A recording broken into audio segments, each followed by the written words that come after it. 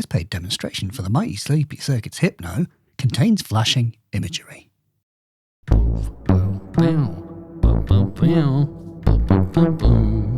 Hello.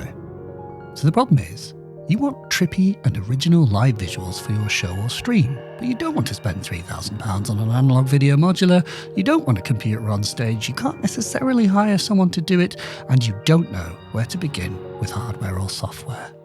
Enter the Sleepy Circuits Hypno. What is Hypno? Well, Hypno aims to be a single, all-in-one device for creating live visuals. Now, it's a standalone device like this, but it can come out of its case and be Eurorack mounted, and you get a special HDMI adapter in order to bring the HDMI out, which is on the side, to the front. And that way we can have our entire live system, both sound and images, contained in one Eurorack case. Now, the Hypno creates wild, trippy and psychedelic live visuals all by itself, all in this one self-contained unit. As well as its own built-in oscillators, which is what you're seeing right now, you can also add video clips and use them as sources to create visuals from. These could be contained on a USB stick that you can put into a USB port on the top. And then the other thing is that it does support the use of webcams. So you can plug a USB webcam, get live video feed into it, and you can then process that in all manner of cool ways. The video comes out of a HDMI cable and can be then beamed into your delighted audience's face using either a big screen or a projector or some such. Now, you can record or stream from the HDMI into your computer using very inexpensive HDMI capture devices, and that's actually what I'm using here. I'm capturing the HDMI into OBS, free software that can both beam the video to the internet and live stream, and also record to your computer. So it's quite easy and inexpensive to get video out of Hypno and into your computer or what have you. Now, we create and we shape the video by using the controls on the Hypno's panel here. We can adjust all manner of facets of the video itself, and we'll get more into what they are. As you can see, it's obviously a very small unit with very limited panel controls. And so we do use shortcuts and modifiers by holding down button combinations in order to access deeper functions and take us beyond what is possible just from the initial front panel. It goes very deep, and we'll touch on how it works properly in a second. As you may have just seen me do, you can actually save scenes and recall them in the unit. There is the ability to have 3 presets just recalled from the front panel. And if we connect a MIDI keyboard, we can access loads more preset slots. And once we've recalled our preset, you can just kind of jam it live. It's just like using an analog synth where we might recall a sound and then have some controls that we want to mess with. Exactly the same thing applies here. You can have presets, you can recall them, and then you can jam them to then kind of perform your visuals. As we return to this default preset, you can see here, if I hold this down and turn, we can start to animate the controls. What's really beautiful is that Hypno has got its own built-in LFOs. So despite the fact that we don't have any external modulation plugged in at the moment, we can start to create animated patterns all by itself. But as you probably noticed, there are CV and gate inputs at the bottom, and so we can use control voltages to push Hypno around. That is just absolutely crackers, because that means that you can take the control voltages from a synth that makes sound, and you could be playing your synth to the audience, but at the same time, the control voltages that are triggering the synth could be affecting and triggering the visuals too. There's this amazing synesthesia that is possible because your video system talks analog, then the two can be combined. And I'll play with this more in a sec. You can also modulate all of the visual settings with MIDI. So if you have a little MIDI controller, you can plug it in via USB and you can control all of the panel parameters and the deeper layer ones too from a MIDI controller. So it's possible to have far more immediate physical control than is possible with just the unit itself. I mentioned before that you can store more presets. The way that we do this is we send MIDI on channel 16. By pushing and holding MIDI keyboard notes, it stores and recalls the presets. What this means is that if you have a separate MIDI sequencer that you're using, perhaps to be the backbone of your live system, if you keep some channels free, then one of these channels could be recalling Hypno presets at exactly the same time that your music tracks are being recalled and played. And you can also then use MIDI CCs to push around the values. So if you're using MIDI or CV gear to power your live set, then there is the potential that the Hypno could profit from that too. Your visuals could also be triggered by the same gear that is triggering your sound. How to Hypno. Now, when I explain how Hypno works, I'm conscious that it may seem overwhelming, and that's probably partly due to a lack of panel labeling. I want to assure you that I am not a professional visuals person, if that wasn't bleedingly obvious. I have found that you can get amazing results with Hypno by just applying the same kind of experimental philosophy that you may have with modular synthesis or with any synth in general, music gear, which is to say that just by experimenting, playing, turning things, and just seeing what happens, you can get amazing things to happen. So Hypno has 2 oscillators, which is the name for a kind of raw basic video shape generator. They are units that create a shape, and then we can color in, rotate, fractalize, cross-modulate these shapes together and animate them by using the knobs and the sliders to make beautiful scintillating patterns. There is a feedback control, which is like adding sort of echo to the visuals, and it makes everything all the trippier. Imagine a mirror down the center of the unit. Now, each side of the unit has controls for one set of oscillators, and the controls are mirrored, literally. So what we see on the left is mirrored on the right. The sliders control what is called frequency. Now, it's a sort of scaling or zoom, but frequency is the word that is used. And then beneath that is a CV input for this frequency. Whoa, cool. If we push the buttons above frequency, you can change the shapes that are being generated. We cycle between 5 different shapes: sine, tan, poly, circle, oval, and fractal noise. That one. But there's more than the oscillators available, because you can actually plug a little USB memory stick in, which if I just do this now, down here, give it 2 seconds, and if I cycle this, it's very obvious. Look, you can see we've got video files as well. Now we have the same video on both sides, but beautifully inverted. If we want to change the video file, we push these 2 buttons and we can come here and change the banks and the files themselves. There's all manner of chaos in here. Ooh, a little bunny. As you see here, I've picked a video file that has geometric patterns in it of itself, so it gives us a much more complex starting point to work from. So really, the sky is the limit. You can have external video files in here. Really, you can Hypno anything. The other thing we can Hypno is live video feeds. Using like a UVC compliant webcam like this, Logitech C920, you can plug that into the Hypno and use the Logitech as the video source. Oof. Hello. Whoa. And we can then combine and blend this and do mad things like, modulate this against that. And it's just chaos. Chaos can begin to reign. But I just want to show you that it's possible. Since you can use real video, then it's kind of like having a sampler, There really is no end to the possibilities then. So we know we've got the frequency, and we know we've got a button to choose the shapes that we have.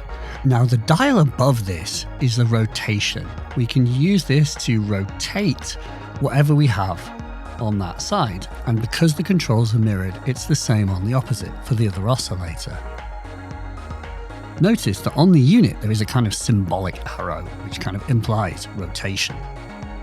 Now this upper knob is polarization.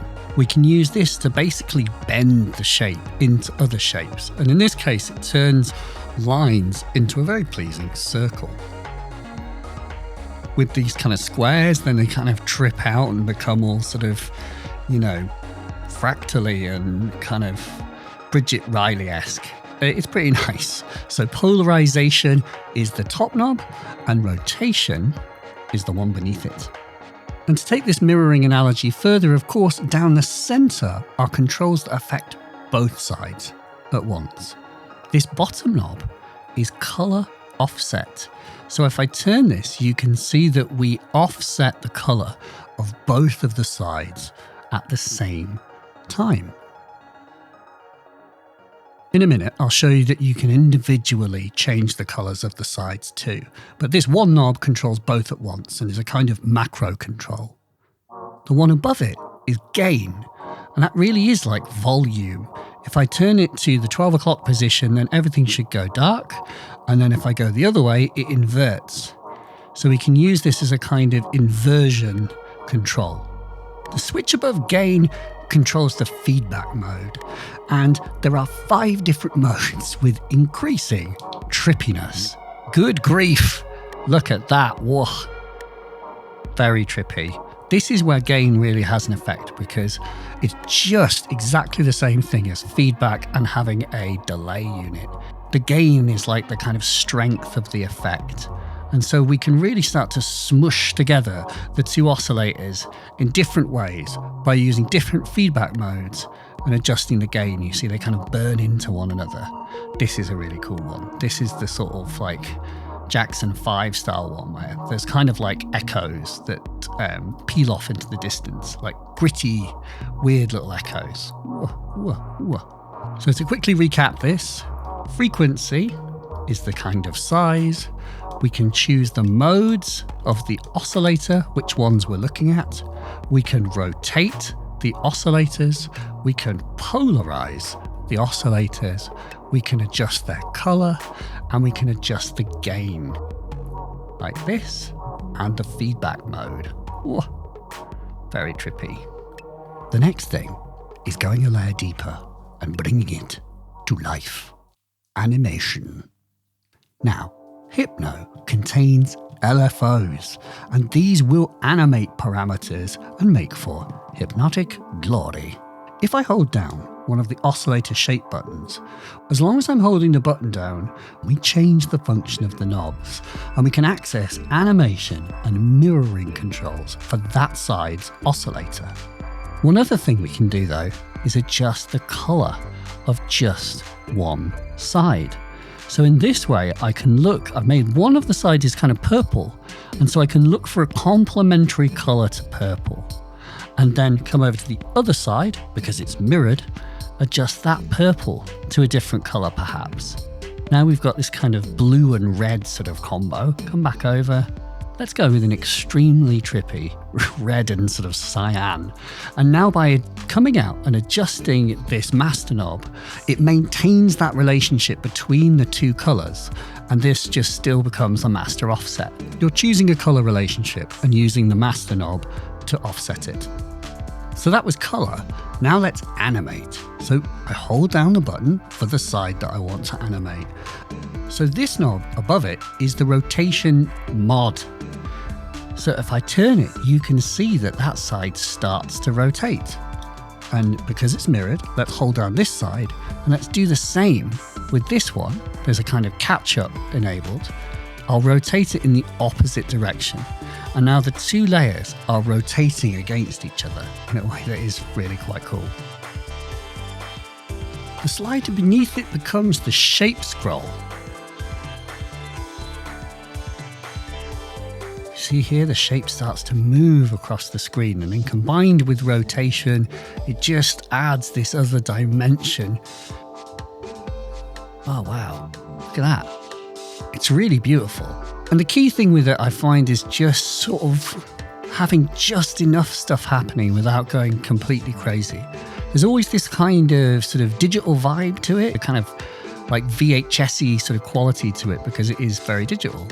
But there's just such beauty. Look at all that, where they kind of phase in line with each other. And it's just beautiful. And then we could do the same thing on the other side. So if I then come to this side, whoa. Wow. Wow. Wow.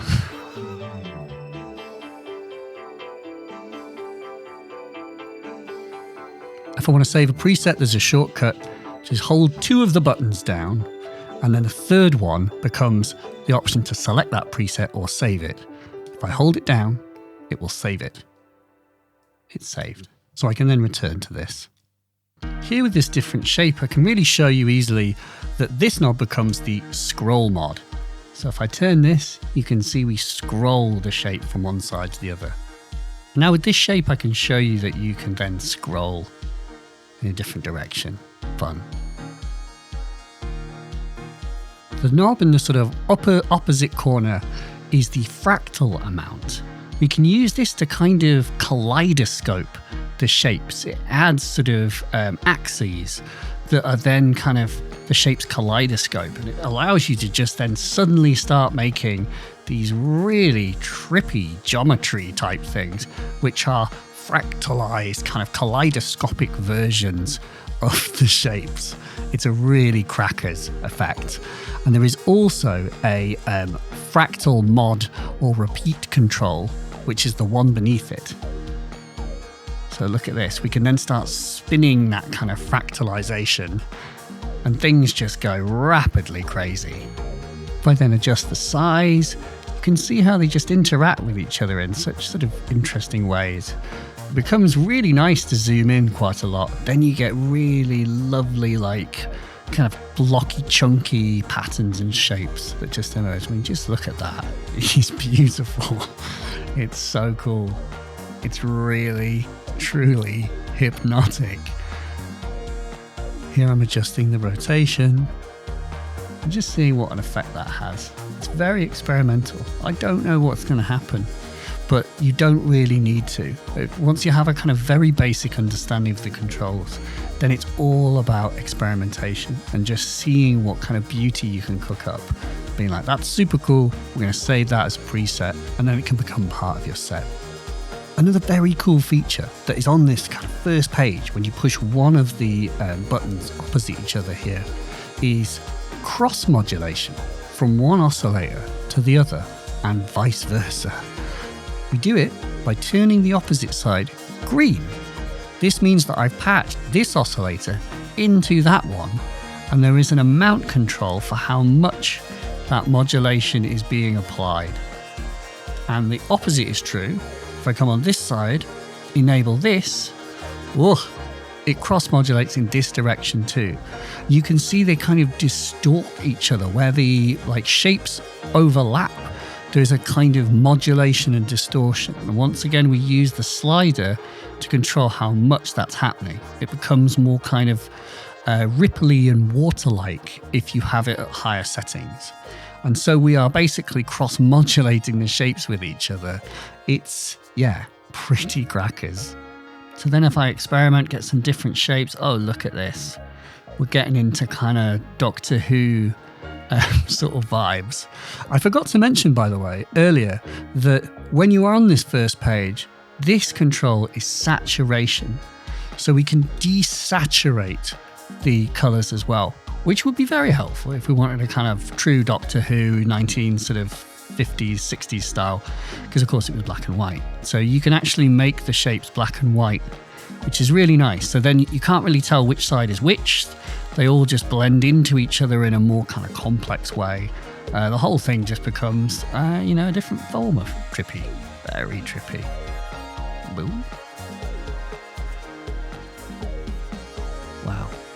And just one thing I want to say is it's unfortunately really hard to capture all of the detail that it is creating. So I kind of want to assure you that the live output looks kind of crisper and more detailed and scintillating than YouTube can really handle, if I'm honest. So it certainly looks its best in person.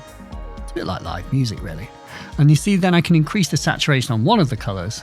And so you have this kind of beautiful kind of two-tone thing where there's just one color accent and the other side is black and white.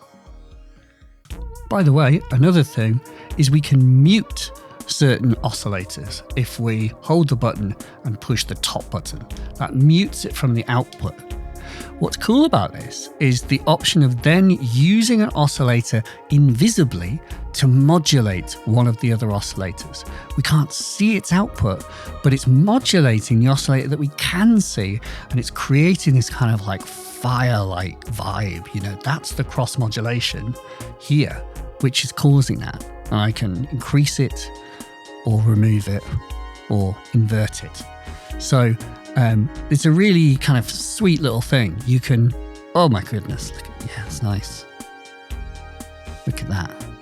Really nice and subtle. You're getting these kind of like, you know, fire-like sort of forms that kind of come out of nowhere and then they disappear. And they're possible because of the oscillator, which isn't being seen in the main output, but is being used as a modulation source. If I then enable it, it comes back on. I can then adjust its color, make it saturated, very saturated, or slightly in the middle, or change its color. Maybe I'd like it to be red. Saturate this one a little bit. Wow. Yeah, it is hypnotic. So then up here we have this feedback button. So remember, this has different modes and they'll do different things. Some of them, like this mode, can be used to make kind of pastel-y, sort of bright visuals rather than ones that have black as their kind of primary background. So you see in here, this one as well is kind of inverted, and so we can use it to create all manner of other sort of pastel-y things. But, oh wow, they all have a different effect. God, look at it. It's like, oh wow. It's so sort of liquid. It's almost like watching a lava lamp. This one is insanely trippy. And so if I hold this button down, actually all of these knobs have a function to control feedback. So we've got like a feedback rotation. We've got feedback X offset and Y offset. And we have feedback rotation mod, which modulates the rotation.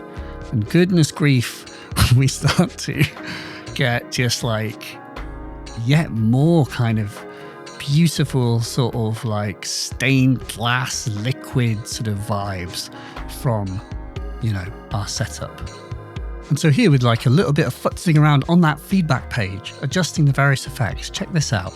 I increase the gain. Whoa.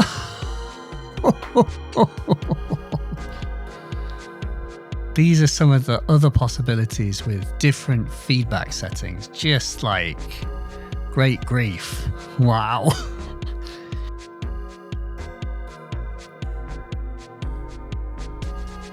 Oh, good grief.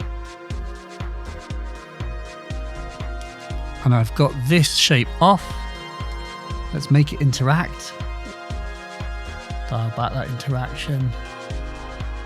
It takes time to find some of these like magical sweet spots, just like any synthesizer or any other piece of modular gear that you may mess with. But the point is that when you find them, you save a preset and you have that available to be part of a set again. Just look at this one. It's absolutely just like gorgeous sort of pastel psychedelia. Wow. Wow. Very trippy carpet vibes. Yeah. Wow. Now there's a few other nuances I've not shown, but you know, the core part is like that. It's just kind of choosing different settings, cross modulating things, and just experimentation in the truest sense of the word. Trippiness abounds. So now that we hopefully understand a little bit about how we can actually create visuals on Hypno, the question then becomes, what happens if we start to make music and use analog synthesizers with CV out, and we use them to both make the sound and control the Hypno. CV controlled Hypno. Let's now try with a synthesizer. I have the Moog Mavis here, and the Mavis has got CV outs, and of course the Sleepy Circuits Hypno has got CV ins. So there's obviously like a million different things that you could do, but perhaps an interesting first patch is taking the envelope out from the Mavis and using it to control gain on the Hypno. If I do that with the gain somewhere in the middle, ideally off here, so it's just all dark, what happens when I push the button? Oh.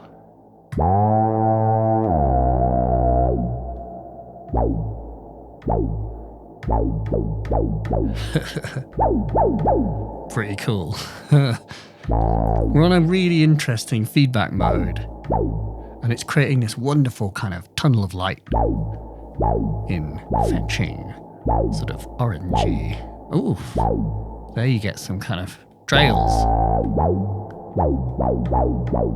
Now, one very quick thing to point out is I am getting a little bit of noise in the path of the Mavis. I'm going to denoise this, but it's very subtle, but it is there. And I don't think it's the kind of thing that will get noticed in the context of a mix, but I just thought I'd point it out. Another thing that we could patch, which would be interesting, would be the gate inputs on the Hypno. These two gate inputs advance the shape that you see. So what I do is I will actually mult the output here, this envelope, patch it into gate. Whoa. Nice.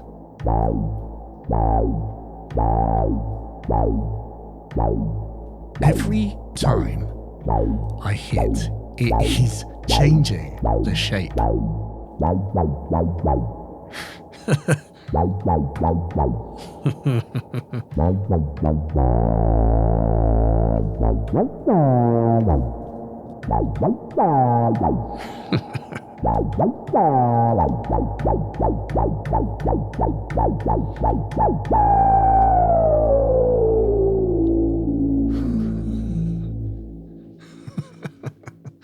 That's really cool. This is how we create this kind of synesthesic, if that is a word, experience where the sound and the vision unify. Another fun one is, of course, there is an LFO in here. So where is it? It is this output. And the LFO moves here. And what I might like to do is feed it into the frequency control.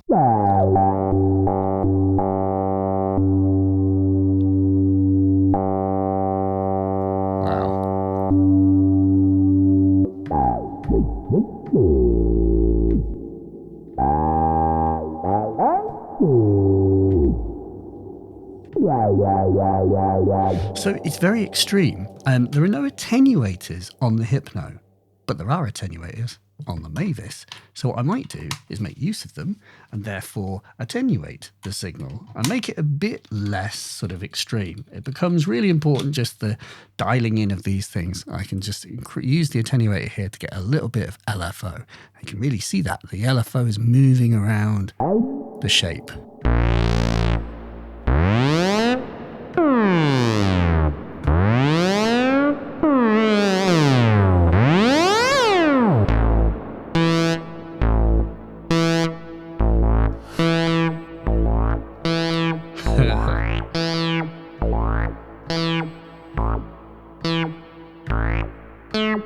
What colour is this sound? Is it purple? Is it blue? Is it green? These are questions that I've never had to ask myself. I like the red, where like the edges scintillate.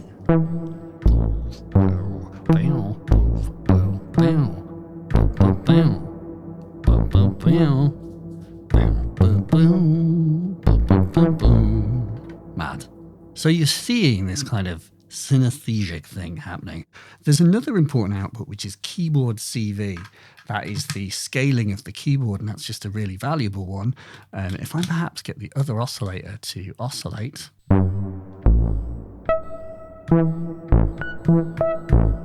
Wow.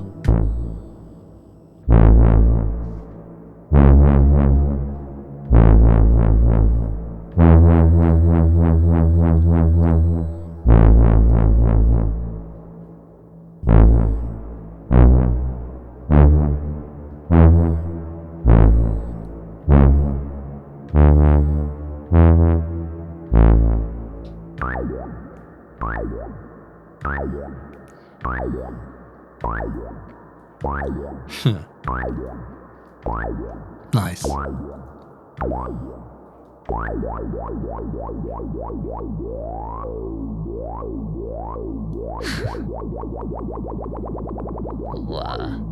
Mad.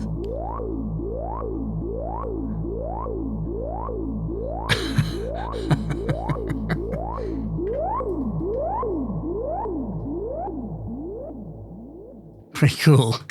So, a synesthetic experience is possible. There's obviously no limit to what you can do with this because there's so many different ways to modulate this little monkey. There are many ways to modulate my monkey.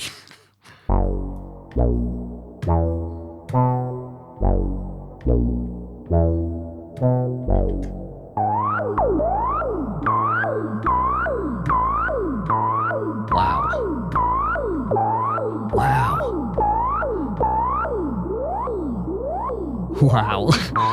We're in a sort of like, I don't know, like 90s, like sort of Timmy Mallet, like, you know, fever dream.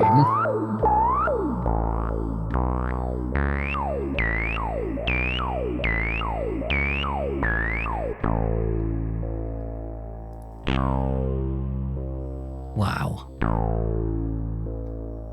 Wow. Wow.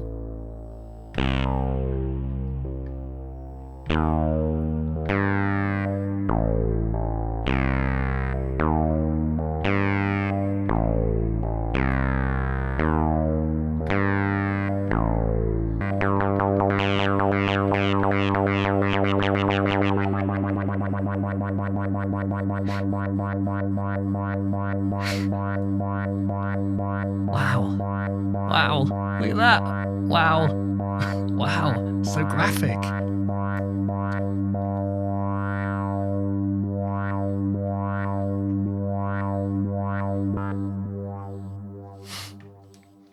Absolutely wonderful. So yeah, hopefully you get the idea. You can create this kind of unified response to your synth, and it's both CV and MIDI. So we can use MIDI CCs to push around the Hypno's dials. So that means we could use a MIDI controller and we could have more finite control plonked out on the side and be like, here's how I control all of the other functions, other pages that you would otherwise have to hold these things down. You could actually have a MIDI controller that will have them like dedicated. This is the upcoming music thing, 8MU, not out yet, but you get the idea. So we're building incrementally in this video, and I think it's time to move on. It's time for the big one. Let's go over to the big modular. Let's look at how the Hypno could potentially be used in a proper, quote unquote, live situation. Using Hypno live. Here we are inside a small spaceship that I'm currently playing around with, and you can see that I've got the Hypno just nestled here and a bunch of synthesizers and a drum machine and things to play with. And I've been playing around like trying to prototype new live systems and things like that. And so it's an interesting opportunity to see how you could integrate Hypno into a live situation. Obviously, I mentioned before that if you had a MIDI sequencer, say like a BeatStep Pro or a Circle-On or SQ64, you could program the Hypno to recall presets on the fly. Do you see that I've got an Arturia Microlab here? This is just like a little basic USB keyboard that Arturia make, and all it has is a USB cable on the end, and the other end of the USB cable is plugged in to the Hypno. Now, let's bring some visuals onto the stage. So this weird little kind of thing, this is just a default patch, but if I push any of the keys, oh goodness gracious, gravy and whiskers. These are presets that I have made on the Hypno and saved. And so all of these different things can be recalled. And so you can spend ages working them out, and I've got different octaves. So in this way, you could make patterns with the Hypno, save them, and as you're playing a set, you could hit the keyboards at cool moments to recall them. Boom. Now, the other thing you might want to do is set up some CV influence, and let's play around with that.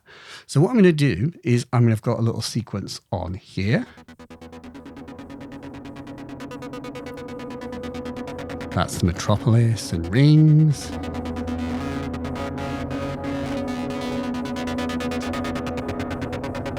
Just a very simple 2-note sequence. And I can use the gates, and I can use the CV, and I can feed them into the Hypno. So if I take the pitch and feed it into here,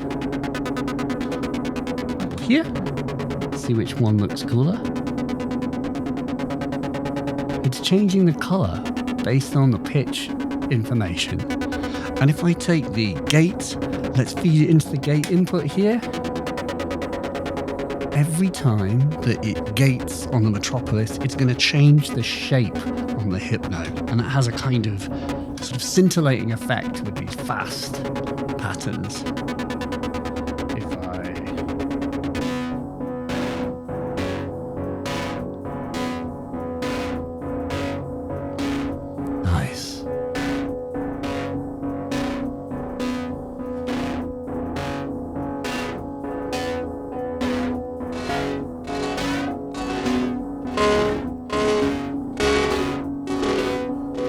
Bit of beads.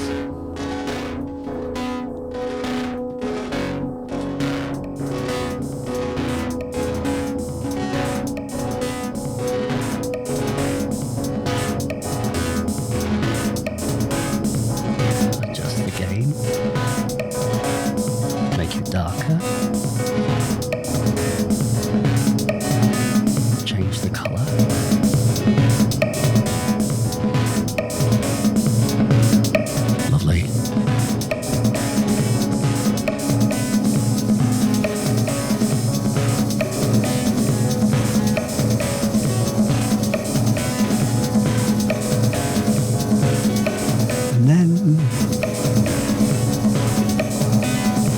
Change the pattern by hitting a note on the keyboard.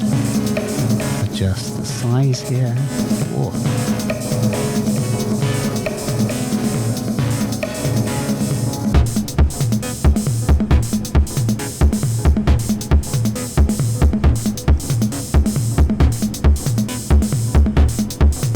Nice.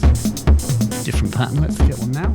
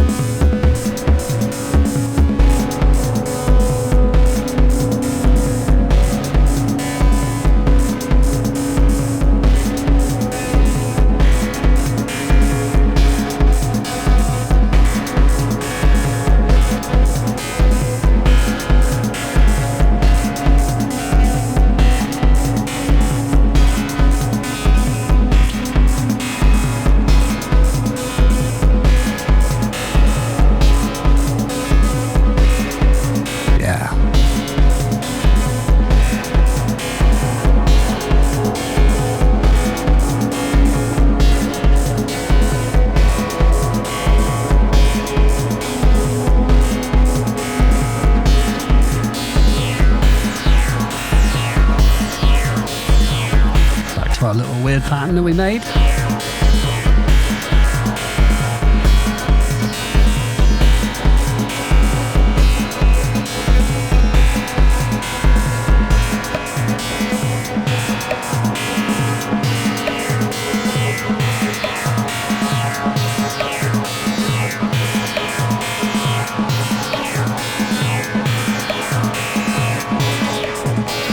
That face.